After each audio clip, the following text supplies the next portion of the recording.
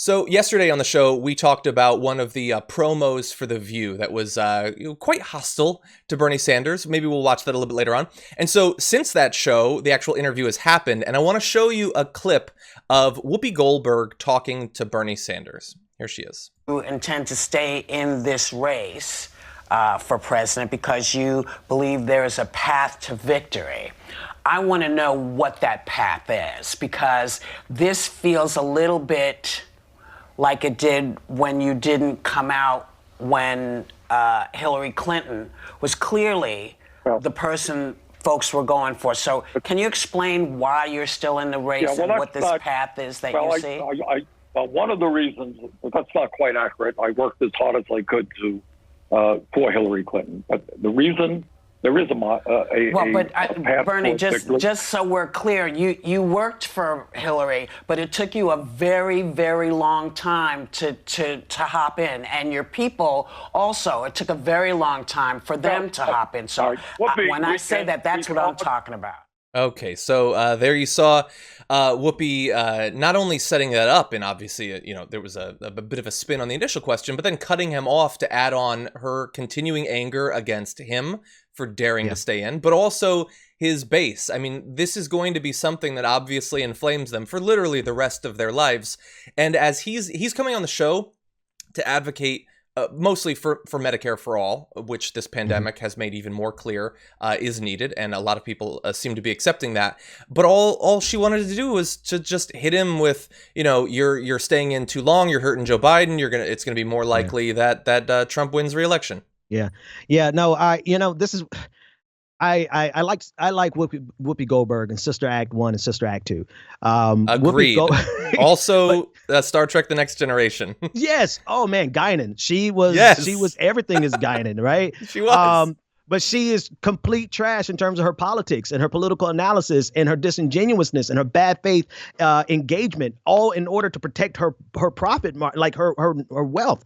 I mean, there's that argument that she just presented to Bernie Sanders was wrong, was fallacious. It was an outright lie. Bernie Sanders gave Hillary Clinton a full-throated endorsement. He gave her more of a glowing endorsement than he ever imagined he would have to. Like, I could not believe the fact that he said all those flattering things for her, and he did it. And he did it soon enough to go and do some 30-odd engagements on her behalf. It would never be enough. I think this 42. Is the whole thing. I think 42. It will never be enough for the establishment, because the establishment is not interested in us. The establishment wants to suppress the progressive movement. If you want to see what the establishment fights for, it's the fight against the progressive movement. Have you ever seen Democrats coalesce around an idea the way they coalesced around opposing Bernie Sanders? Exactly. I mean, he drives them insane. He just does. Yeah. And his base possibly even more.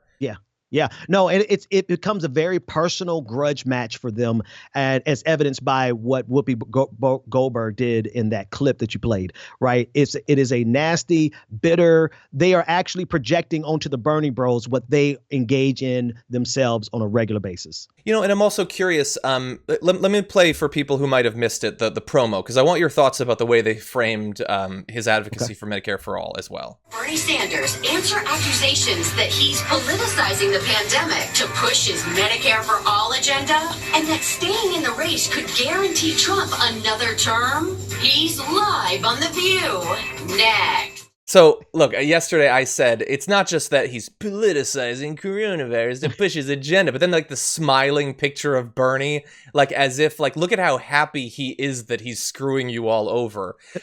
This is a show that reaches millions of people literally every day. What do you think about the way they're spinning this policy that seems like it would really help a lot of people, and that polls are showing more and more people are interested in? So you can see it in the picture that they chose. On any other appearance, anytime someone talks about Bernie and they're not flattering him, then they would use an image of him looking mean and mad but in this case, what they did was they picked a picture of him smiling, like he was giddy about messing up the campaign. That's what they're trying to convey. And so the deal is that it's such a bad faith argument. We are in the middle of a global pandemic. The United States is the new epicenter. Millions of people are going to need treatment. And a lot of people won't even go seek it because they don't have health care. And so advocating on behalf of Medicare for all is literally the moral thing to do right now in this moment. But they could not frame it like that because that would give him the advantage in this primary that's still ongoing. Yeah, exactly. I guess just to zoom out a little bit, we talked about sort of the structure of the primary, how that's likely to go forward. What do you think the end result is going to be? Do you think that effectively they're going to be successful in one way or another in locking this thing up for Joe Biden? And if so, I'm curious what you think about the theories that I've seen about the possibility that he could be replaced at the convention by someone else, possibly like Andrew Cuomo, something like that. Yeah, I think that's a reality. I think the Democratic Party has. Listen, when they coalesced around Super Tuesday, the first Super Tuesday, I was like, okay, that was actually a brilliant political move. You couldn't really do anything but take a step back and say, damn, they got us. It was a good move. But since then, the world is starting to fall apart around us because of this pandemic. And like Naomi Klein said, reality is endorsing. It continues to endorse Bernie Sanders. They want to end the primary extremely quickly because the pandemic is showing how much we need the policies of Bernie Sanders.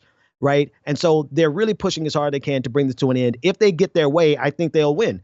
But then they're going to lose in the general election to Donald Trump. But you think that in the end it will still end up being Biden, that he's not going to either be pushed out or pull himself out over health concerns or whatever and be replaced by someone else? Yeah. So if they do, if they pull it with Andrew Cuomo, I mean, there's we haven't even begun the vetting of Andrew Cuomo. But here's the thing, the deal is if they pull that, then they give us a legitimate excuse to reject the candidate. When I say us, I mean progressives, leftists, because they would have stolen democracy from right underneath us. There would be no pretense. There would be, it would just be the machinations of a party. And so it would be political folly for them to try that. But I think that they're stupid enough to try that. Yeah, I really wonder. I mean, it seems so crazy to think back to maybe a month ago when we were still worried that somehow Bloomberg's money was going to end up with him as the nominee, and it was all hands on deck to fight against him. And now it's honestly, who even knows with the pandemic that we're experiencing right now? It seems insane that they would pull him out and throw someone in there like Andrew Cuomo, who says he's not running and all that.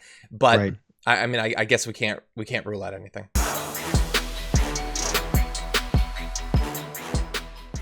Check out the Damage Report podcast each day, wherever you get your podcasts, whether Pocket Casts or Stitcher or iTunes.